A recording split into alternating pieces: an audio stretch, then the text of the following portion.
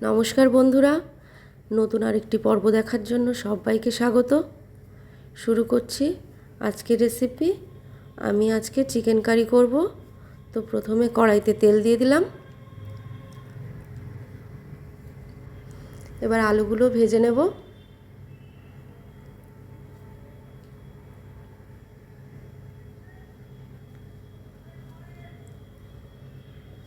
আমি এখানে লবণ দিয়েছিলাম, সেটা দেখাতে পারিনি। আলুগুলো আমি লাল লাল করে ভেজে নেব। আলু ভাজা হয়ে গেছে, এবার তুলে নেব।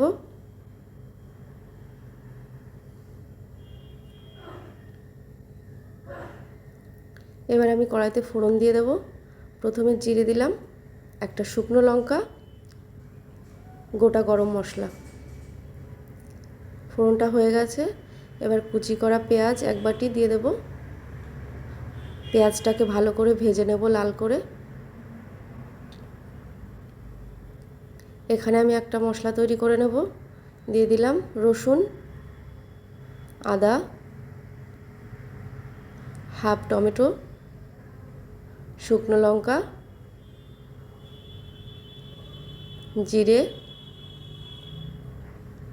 আর দেব ধনে।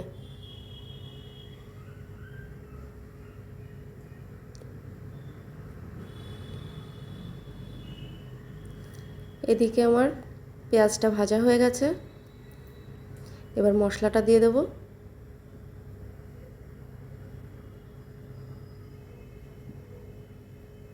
ভালো করে মিশিয়ে নেব।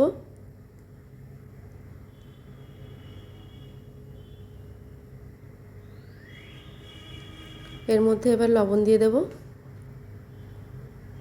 আর দেব হলুদ গুঁড়ো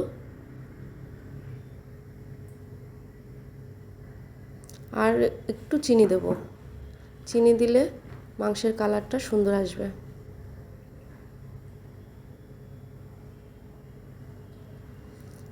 আস্তে আস্তে লো ফ্লেমে মশলাটা কষিয়ে নেব।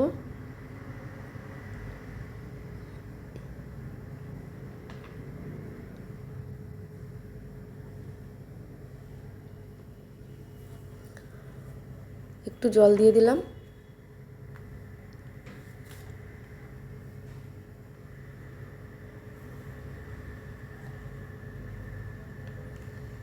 মশলা থেকে আমার তেল ছেড়ে গেছে।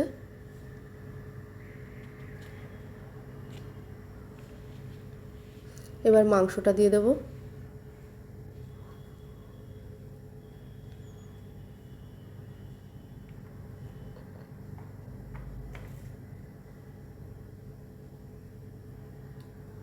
একটু মিশিয়ে নিচ্ছি।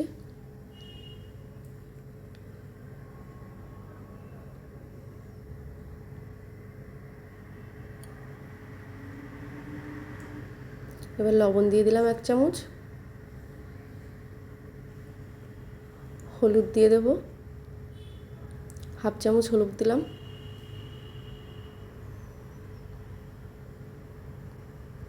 ভালো করে এবার মশলাটা মিশিয়ে আস্তে আস্তে কষাবো।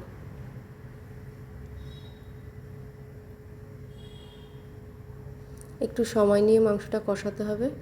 মাংসটা যত ভালো কষানো হবে মাংসের টেস্ট তত ভালো আসবে।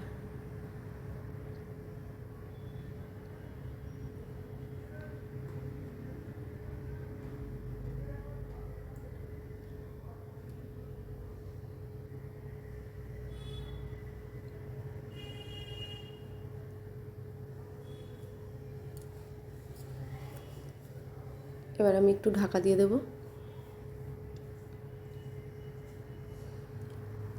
5 মিনিট ঢাকা দিয়ে রেখেছিলাম। ঢাকাটা তুলে নিয়ে আর একটু নাড়িয়ে নেব।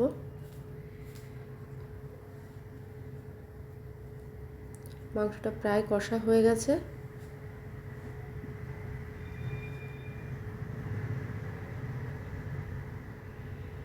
এবার আমি এর মধ্যে আলু দিয়ে দেব।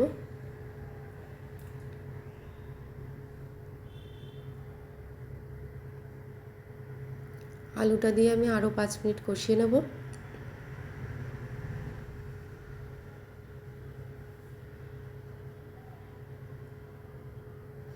মাংসটা কষা হয়ে গেছে, এবার জল দিয়ে দিলাম।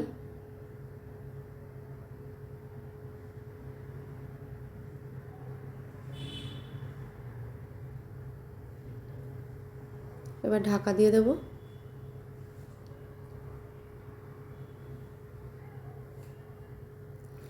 আমি 10 মিনিট মতো ঢাকা দিয়ে রেখেছিলাম।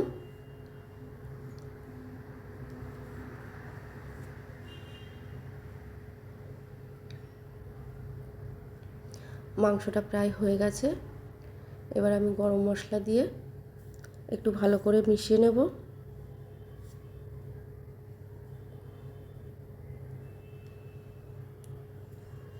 মাংসটা রান্না হয়ে গেছে, এবার আস্তে আস্তে নামিয়ে নেব। ভিডিওটি যদি ভালো লাগে অবশ্যই সাবস্ক্রাইব করবেন, লাইক কমেন্ট শেয়ার করবেন। সবাই ভালো থাকবেন, সুস্থ থাকবেন।